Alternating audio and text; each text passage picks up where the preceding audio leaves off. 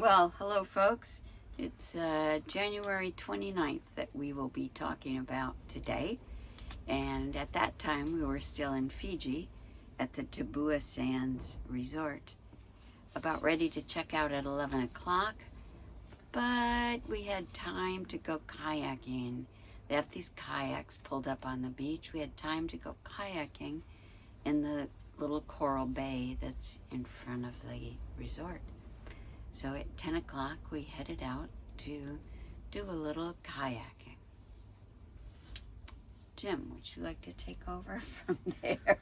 Yeah, we had told the people at the front office that we wanted to go kayaking, and they could bring down the paddles and make sure the kayaks were okay. And sure enough, we got back to the room after breakfast, and the kayaks were there, and there were paddles. Everything looked great. We dragged them down to the water, and we set off out onto that fringe reef.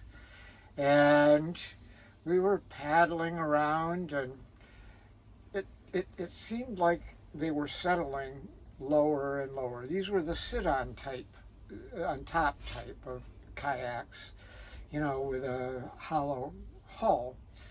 And all of a sudden, I realized that mine was sinking. And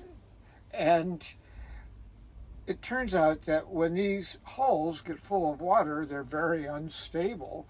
And I couldn't keep it upright, and it just tipped over for me. And so it landed me on top of, fortunately, some dead coral. Mm-hmm. But there's a lot of stuff around. So I'm up on top of this coral head with a kayak that's half sunk. And I tried lifting it up, but it was way too heavy. And so the only thing that I could think of to do was to call for help. Help! So I paddled over there. I had seen him anyway. I saw you go over, and I rushed. Laughed. She probably laughed. I didn't laugh. I'm laughing now, Yeah, okay. but I didn't laugh at the time. I went rushing over To rescue me. to rescue him, but I realized I didn't know how to rescue him because every time he pushed on my boat to sort of get on, the boat would start to get pushed way down in the water. And so then he said, help me get this boat turned over. So I tried to help him do that, but it was way too heavy. So we're messing around out there trying to get him in, and we have all these ideas. Well, jump on it, I say, and try to paddle it in. And he's trying to get on it. And finally I say, look, I'm going to go in and call for help. Yes. So thank God it's not super deep. The coral is, a couple feet high, and the water's maybe 3 or 4 feet deep, 3.5. Yeah, so I'm 4 feet in deep. on the top of the coral head, I'm in about a foot of water. If I stepped off the coral head, I'd be in about 3.5, 4 foot of water.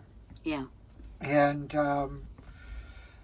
but you don't want to step off of it because then you get into all sorts of rough material. Right. Anyways, so Terry goes to get help. So I paddle in as fast as I can.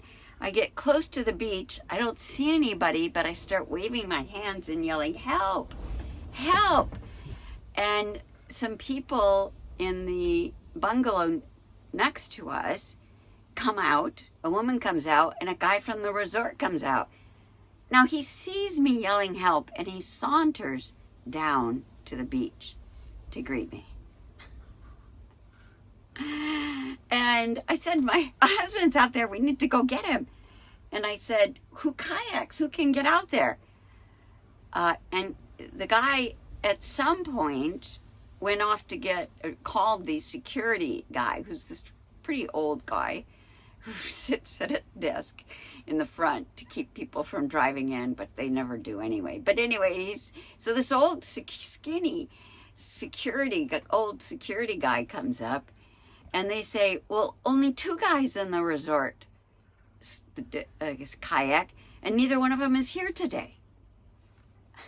So I said, all right, I'll go get him. And there was a more stable kayak that was farther way up on shore by the bungalows. I said, bring me that kayak. And he said, we'll get it, we'll get it. And he said, I just don't want to get my clothes wet. So they went off to change their clothes. And I said to him as he went to change, I said, not Fiji time. Not Fiji time. And so I waited for a minute, and then I said, this is it. I yelled, bring me that kayak. And then they showed up in maybe their underwear, I'm not sure, or bathing suits, and were shirtless. And they got the big red kayak that was much more stable. And instead of trying to kayak out, they walked the kayak out to get Jim. And that was pretty far out. Yeah. I don't know how many yards out. So the two of them maybe 50, 100 yards out. walked and pushed the kayak over the coral with their bare feet and went over to Jim. Then they and I have pictures of this. I don't know if we can show these. I have pictures of this. They get to Jim and they get him up, partly up, and then he goes over the other side of it. And I'm not laughing at the time. I'm just like, oh my God, you know. And finally they get him back upright and he starts to kayak back. And I noticed the other guy was on the kayak with you. No. No. He wasn't. So part of the problem for you, of course, and this is the problem with your pictures, is that you're too far away. And so the pictures didn't come out well because it's too small. But yeah, I was able to climb up on top of the kayak, and then I wanted to paddle back, and he insisted on pushing me. And I said, well, you know, I can paddle. You can hold on. He said, no. And he insisted on pushing. And it was a little confusing when I'm trying to paddle and he's trying to push. With his bare feet over the coral heads. While the other guy is pushing the other kayak back. Right, which they try to right and they can't. And it's half in the water anyway. And so the security guy is the one pushing the smaller orange kayak that Jim went over in, pushing it back. And he has to walk back through the coral. Now, at what point did the guy tell you about the security guy, the young guy? Oh, just the young guy. When we were trying to pull the kayak up on shore, he says, "Oh, the other guy's hasn't been in the water for a long time." Yeah. Yeah. And he's worked there for years. He hasn't been in the water. So we're trying to figure this whole thing out. And first of all, the problem with the kayak, and it was with both of them, was that somebody had pulled the drain plug out and not put it back in. So as a consequence, because I weigh a little more than Terry and was probably sitting further back, water started coming in through the drain plug at the back and filling my kayak. And the more my kayak filled, the lower it settled, the faster it filled. And so it was a vicious cycle that went on there until it started to fill the hull, and then it lost its buoyancy control. And as far as these two guys, we think that they had never been on a kayak, Right. didn't know how to use a kayak, Right. didn't know how to paddle a kayak, and so we're not even sure they knew how to swim, actually. Yeah, I know. Right. So they were being heroic in their own way to come out and save me. And they had probably been the ones that were asked to take the kayaks over there to begin with. The kayaks were already there on the beach. They just brought the paddles. Anyways, so, you know, we've had a few difficulties so far on this trip. Yeah, it's been something every day.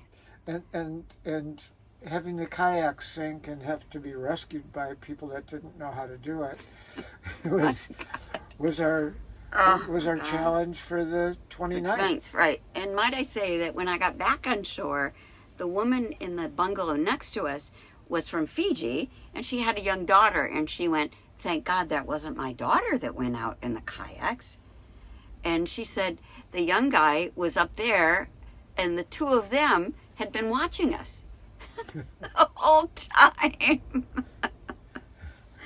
Oh my God. So when I came into shore yelling help, and that young kid just saunters down to help me, to help. I guess he thought I needed help. I'm not sure what he thought. But anyway, what a comedy of errors. And then, can I say that as we leave, the security guard comes up to us, practically hugs us, wants to, talk, but he doesn't speak English very well, shakes our hand, points to his name tag and wants us to remember him. This is his name. This is his name. Yeah. So we think that he wanted a recommendation, right, a commendation, as it were, for saving me. For saving him. So it was kind of wild. Well, and then they had us fill out, what do they call those? An incident report. So I wrote the whole thing out in an incident report. And then we escaped. Right. Yeah. We escaped the Tambua Sands and went to... We went back to Ecotrax. Why did we go back to Ecotrax? Because I had left my bathing suit there when I changed in the bathroom. So I had no bathing suit either. So, in fact, when I went kayaking, because I had no bathing suit, I wore the sarong that they gave us. That's all I had on was the sarong that they gave us, and it was kind of wet from the Blue Lagoon cruises. What a day! The people at Ecotrax were still cleaning up. They were all there. They were trying to figure out what the remediation they were going to do. They were trying to get in touch with the family that left so they didn't post it on TripAdvisor, which they felt would be disastrous, and probably would be. So anyway, it was really, it was interesting. So then we left there. We drove back to Port Denaro. I wanted to get a rasher shirt, but they didn't have any that I liked. And we exchanged Will, our son-in-law's shirt, to get a bigger size because we knew the size we had gotten him wouldn't fit. So from there on to Club Fiji Resort, which was fine, but I do have to say that you reached it on a rutted gravel road, and partway there was some trash. Somebody had just spilled trash on the side, and I thought, oh my God, what have we gotten into? But it was a nice spot. It was a beautiful spot right on the beach, but it's an old resort, I think. It's all wood, old wooden resort. So it was actually quite pretty. And so we were there, and Jim worked on the videos, and they had a barbecue on the beach with a singer, but the singer never showed. So that's just how it is, I guess, in Fiji. So, oh my God. Yeah. Okay, on to the next day. And we got to bed. I got to bed about 11, I guess, right? Yeah. And you got to sleep a little earlier than I did. And we had to get up at 4:30 in the morning to go and catch our next flight. Right. Which will be in tomorrow's YouTube, which we're going to do in just a minute. Yeah. Okay. So what a day. On with the adventures. Yeah. Bye now. Love you. Love.